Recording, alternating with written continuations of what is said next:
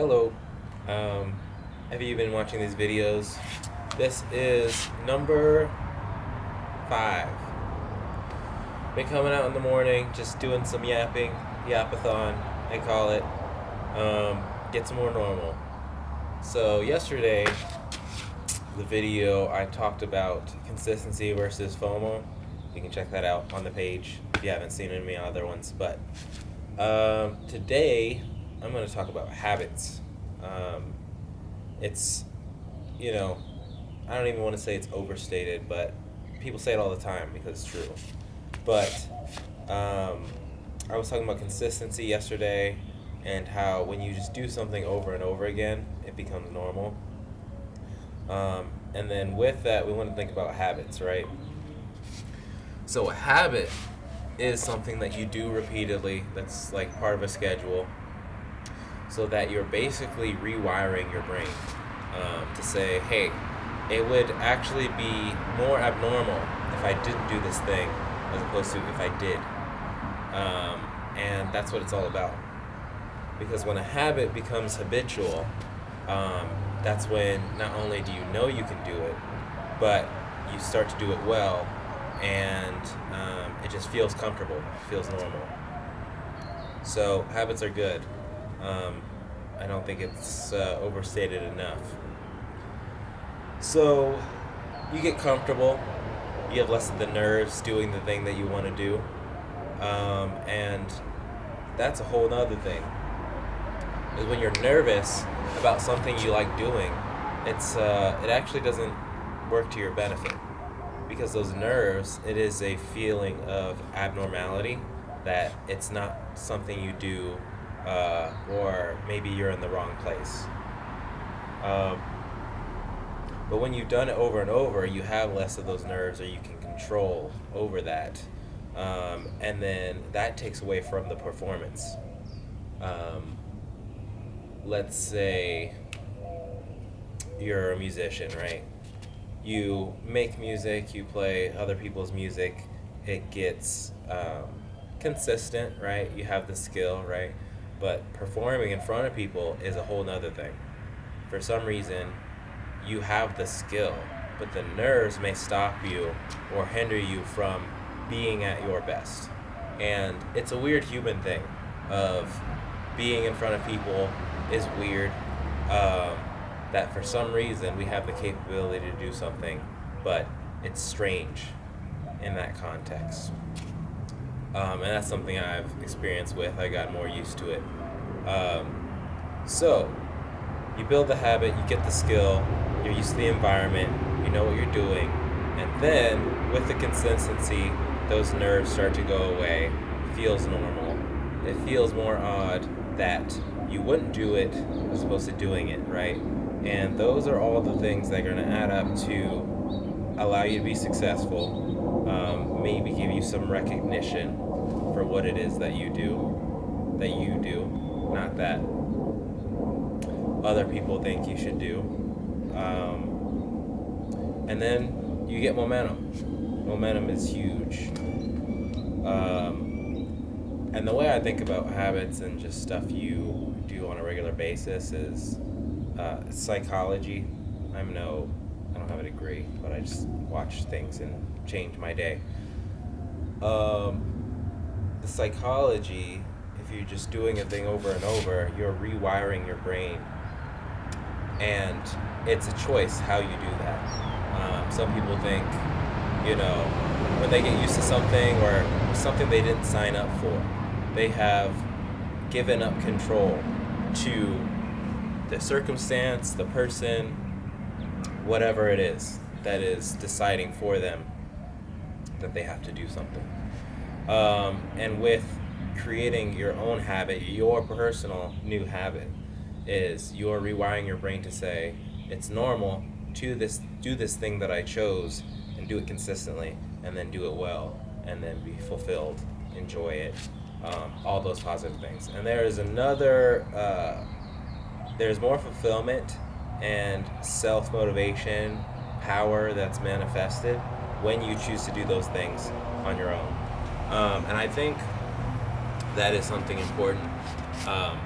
So having your own business is different than working for a business, right? You make more decisions. You are in charge of implementing rules, and then you can get the benefits of those rules. Or you get the downfall of those rules as well. So it's not for everyone. I fight against it myself, but the more of those decisions you make, you create more of that self-advocacy that you can do a thing, you can create a thing without other people's help.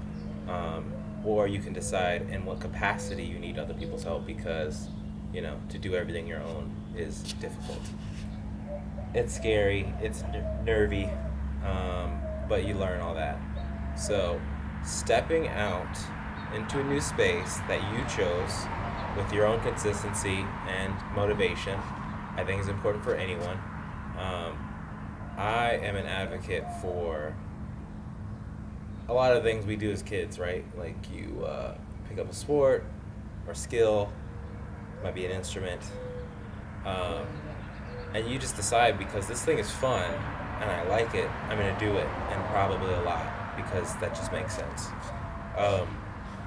When you get into more of the world of just working, or maybe obligations that you might sign yourself up for, or people may sign you up for, it's easy to lose that sense of fulfillment or a desire to get better because you like a thing.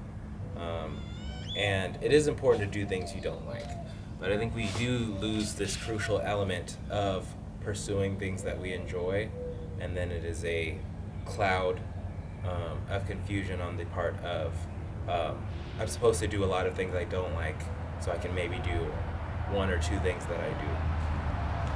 I believe that optimally, when things are going right in life, hopefully, you actually have more things in your day that you do enjoy, that you do like, that essentially you would do for free. That's what I think. You might be able to convince me otherwise, but in general, that's what I believe. So if you are in the energy of doing what you want to do, that people gain from, and this goes into this chart. It's called Ikigai. I think it's a Japanese principle. It's used for business and also like self-fulfillment and your work. I don't remember all the categories, but essentially it's like what you enjoy doing, what you can supply to other people, like a service, and there's like two other elements. But it all combines together to essentially be, what is your calling and how can that help other people, and then it working in the relationship of your life and all the things that you do. So look that up if you haven't seen it. And I think that is very fundamental, and it places you in the area that you should ultimately be. Maybe it takes time. You got to talk about skill set as well. I think that's a different category. That's what you are able to do. Because if you're not good at what you're doing, you should do it, but supplying or servicing that skill to other people might cause people to be upset or not get what they want. But that shouldn't make you afraid of doing it in the first place, because you have to get good at it. So I like those Ikigai principles. People talk about it for just their life, and then also within the context of a business. I find that valuable. So if we tie back into habits, you create the habit and consistency because it's something you like, so it just makes sense to do. You exercise those reps, you do it, you get better, and people enjoy what you do, and they actually want to follow along. They want to keep up with the journey or the story or whatever thing that you're really almost doing for yourself, but other people benefit. And that makes all parties happy if things are done right. So when you're within, people say their tribe, when you find your tribe of people who all want to do that thing, naturally you're going to get better because there's other people that are better. You're going to be motivated because you're around a group of people you like. They probably associate with some similar ideologies or beliefs. So it's just fun. Another video I would probably talk about progress in your new craft. But essentially, I believe that if you're doing something difficult or something new, you should have your skill level, and you should have someone that meets you at your own skill level of that thing, right? Because that's competition, like rivalry, hopefully friendly. And then you have someone below your level, so you can kind of foster their talent. You bring them up, right? And it's, they look up to you. And then you have someone above your level, right? Someone that you're always trying to reach. You are kind of in a chase to catch up to them. And then if you think about up the rung to that person, they're actively pushing themselves, and then they're looking back thinking, hey, I don't want this guy to catch up to me. It's just a competition, In my mind, you should have that level of competition in your mind where you don't want people to catch up to you, but you also want to catch up to the person in front of you. That's my competitive mindset from growing up and doing sports and such. But I feel like in that system, everyone goes up. Everyone goes up, everyone gets better, everyone gets more comfortable and enjoys it. So that works pretty well. But that might be more of another video. But yeah, that's habits. Come up with a habit. It doesn't have to be anything too crazy. It could be, I want to go on a walk early in the morning before work. Or I want to try learning the piano, or learn to cook a little better. And you don't have to jump full throttle into a habit or a thing. It can be casual. If you want to walk, I'm going to try to walk 5 minutes. You don't even have to say I have to go a mile or anything. Anything to get you into the thing, to immerse yourself. So you're really just focusing on the moment, what you're doing, rather than maybe some far out goal that doesn't seem achievable yet. Because all the people that have had recognition or gotten good at a thing, they were not that before. You don't see a baby and be like, oh, that baby's going to be president, So skill is developed, consistency is developed, recognition is developed. It's another topic of validation and such. That could be another video. And with consistency, people think consistency means I show up to the same level every time. If I don't do that, I'm failing, which is wrong. We want to do that, but this morning, as you can tell, the sun's up. It's pretty bright out. I'd been coming out to do it earlier, but today I was tired and I didn't feel like getting moving as early, and that's fine. But I showed up. Wasn't a major inconvenience to me, but I'm still doing it. So that momentum keeps rolling. So show up as you are, show up as you can, until you know that you are used to showing up. And then that's it from there.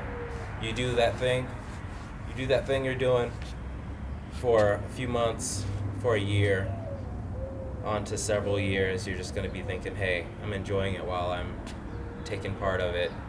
And you're not even going to think about where you are or how good you are.